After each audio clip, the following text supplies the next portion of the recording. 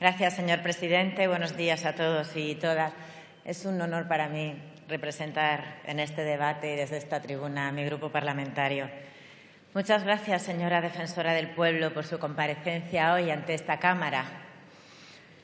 Es su obligación, pero actualmente no todas las instituciones cumplen sus obligaciones ante la Asamblea que representa la soberanía popular. Así que muchas gracias. En primer lugar, quiero felicitar a la institución, al personal adjunto y al personal técnico por el magnífico contenido de su informe. Hay un excelente trabajo detrás y también por el portal de transparencia que se pone al día y por su renovación.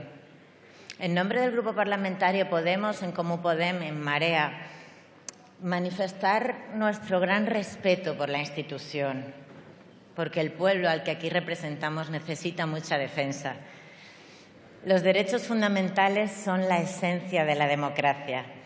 Democracia no son las instituciones que pueden desdibujarse incluso dentro del marco constitucional. Sabemos que pueden existir regímenes más o menos autoritarios con separación de poderes y mayor o menor control efectivo entre ellos. Pero no hay democracia sin derechos fundamentales. La gente en la calle lo dijo alto y claro. Lo llaman democracia y no lo es. Lo llaman democracia y no lo es porque tenemos y hemos tenido unas instituciones que no cumplían con su propio derecho. Es gravísimo, pero es así. Porque albergaban una altísima cuota de ilegalidad y de inmoralidad en su interior, porque conviven con toda naturalidad con la corrupción, se alimentan de ella y, lo que es peor, ni siquiera reaccionan cuando emerge.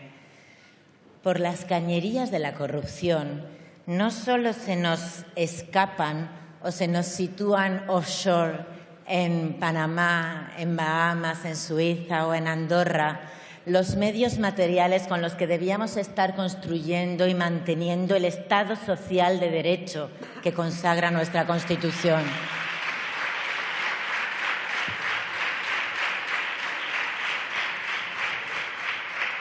Es que por esas cloacas también se nos corrompen los derechos fundamentales. Cuando un partido político pasa de ser un cauce natural de participación democrática a constituirse en un difusor de las ilegalidades del sistema, nuestra obligación es recuperar y potenciar las instituciones de control, rehabilitar políticamente las instituciones para que sean funcionales a la democracia. Y entre estas instituciones incluimos la del Defensor del Pueblo. Por eso, por respeto, no nos queremos limitar a un acto protocolario. Por eso tenemos sugerencias y críticas nacidas del respeto y de la voluntad de empoderamiento y de rehabilitación de las instituciones. Antes de entrar en las tres materias que vamos a tratar más, el asilo, la infancia y la violencia machista, hay una materia novedosa de gran interés por ser nuevo su marco legal que queremos que la gente conozca o al menos que sepa que nos importa. Y es lo que cuentan de los registros civiles tras la encomienda de gestión realizada a los registradores de la propiedad en materia de nacionalidad. Todos sabemos y todas que cuando se disminuye el presupuesto en turno de oficio se afecta al derecho de defensa. Igual cuando se habla de retrasos y se asume los retrasos en la Administración de Justicia por falta de medios. Cuando se permite que el Gobierno no atienda a las víctimas de la querella argentina, de la memoria histórica, se atenta contra la dignidad del pueblo, pues también se pierden derechos. Cuando hablamos de registro civil y nos cuentan que tras varias decisiones erráticas hay una escena surrealista de cientos de cajas abandonadas y sin numerar en los bajos del Ministerio de Justicia, esperando a ser digitalizadas primero por unos grandes almacenes y después por los registradores de la propiedad. Ahora se nos dice en el informe que hay cientos de miles de expedientes de nacionalidad pendientes. Detrás de los expedientes hay gente. Hay familias enteras que caen en la irregularidad administrativa y pierden muchos de sus derechos, porque si se quedan sin trabajo ven caducar sus tarjetas de residencia legal, aunque lleven 10 años en España, porque se nos habla de citas para 2019 y porque hay una tramitación entre la solicitud y la resolución que oscila entre 2 y 10 años. Esto es un escándalo. Estos son más trabas a los migrantes cuando ya se encuentran dentro. Desde luego, quienes tomaron estas decisiones podrían estar pensando en ellos mismos o en algún registrador de la propiedad, pero no en la gente.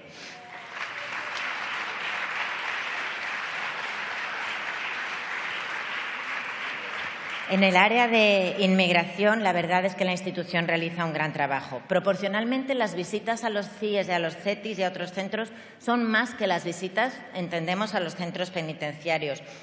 En materia de prisiones, haría falta algo más. De entrada, admitir la realidad para poder cambiarla, no negarla. Negarla no es un buen comienzo. En materia de asilo y refugio, yo creo que sí que hay que felicitar al Defensor del Pueblo por su labor de denuncia de vulneración de derechos fundamentales en frontera sur, pero la denuncia no basta. Le agradecemos de verdad su visita a la OAR, a la Oficina de Asilo y Refugio de Beni Ensar en Melilla. Gracias, pero se te cae el alma a los pies, como madre y como ser humano, al ver que se nos describe cómo los niños tienen insuficiente manutención en una administración española, insuficiente manutención solo paliada en parte por el voluntarismo del personal de la policía y de la Guardia Civil, que pese a sus condiciones laborales y sus quejas razonables, están paliando esta situación. Pero se nos habla de niños que o están solos o están oyendo y, por tanto, reviviendo el horror del relato de sus progenitores que solicitan refugio. Es inhumano que esto esté pasando en una oficina española. Compartimos su diagnóstico de falta de previsión de la Administración para afrontar esta realidad, pero no podemos compartir su decisión de no interponer recurso de inconstitucionalidad contra la Ley 4/2015 que llamaron de seguridad ciudadana y su consiguiente reforma de la disposición adicional 10ª de la Ley de Extranjería de la 4/2000 en lo que se ha dado en llamar devoluciones en caliente, limitándose a recomendaciones que han sido rechazadas por el Ministerio del Interior y por la Secretaría General de Inmigraciones.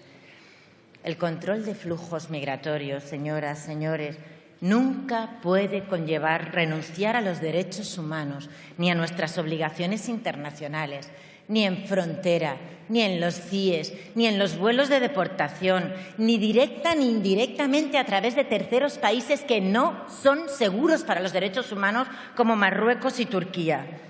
El maltrato a las personas refugiadas en frontera, su deportación colectiva, son imágenes que nos retrotraen a lo peor de nuestra historia, que no solo golpean, no se crean de forma brutal las vidas de las personas refugiadas, golpean nuestra dignidad como Europa, como España y como demócratas.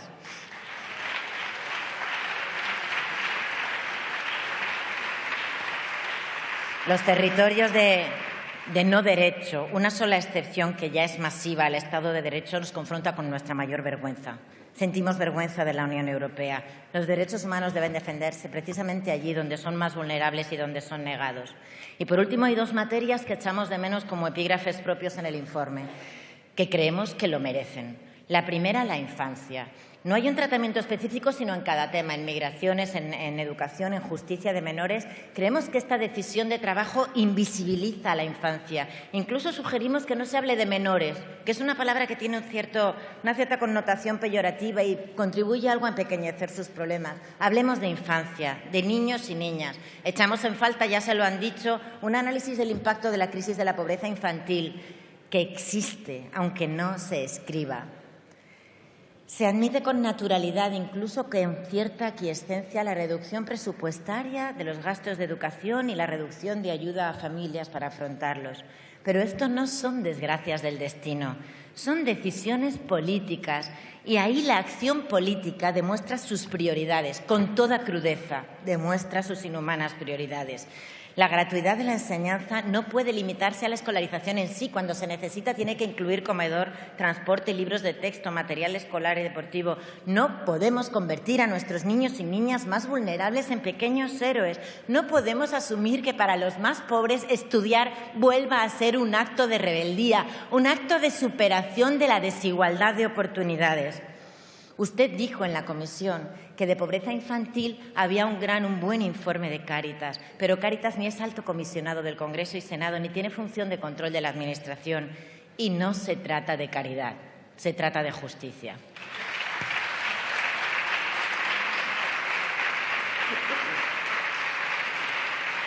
Y por último, pero también con la mayor carencia que detectamos en su informe, queremos destacar el tratamiento parcial y limitado de la violencia de género.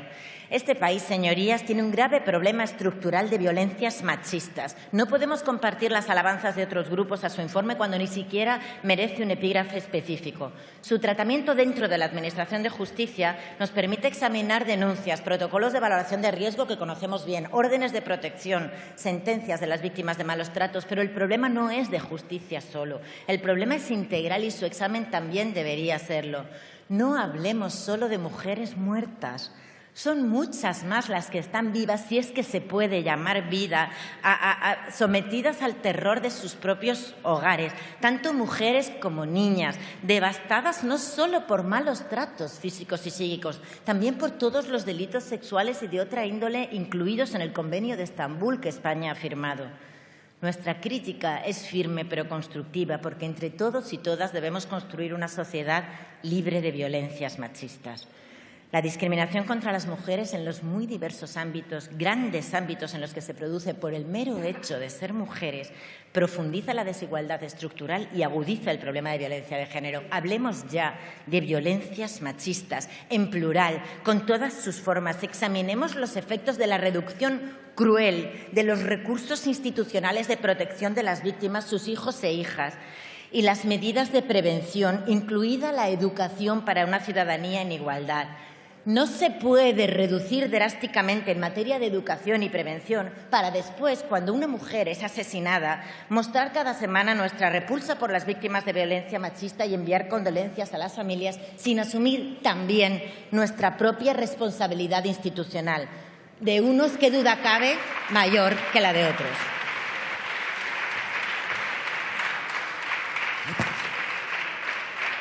Ya dijo el Tribunal Constitucional en la sentencia, que no recuerdo muy bien, algo así como que quien golpea, te golpea más fuerte, te hace más daño si cuenta con el apoyo del grupo hegemónico, con el apoyo de la sociedad.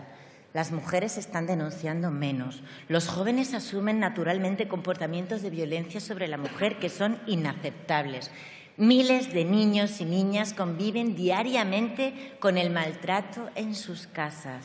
Porque esta lacra no solo es grande, como dice todo el mundo, es profunda, como profundas son las raíces del machismo en nuestra sociedad. Porque nos queremos vivas. Hay que ser conscientes de que, en parte, esas vidas están en nuestras manos. Muchas gracias. Gracias, señora Rosell. Por el Grupo Parlamentario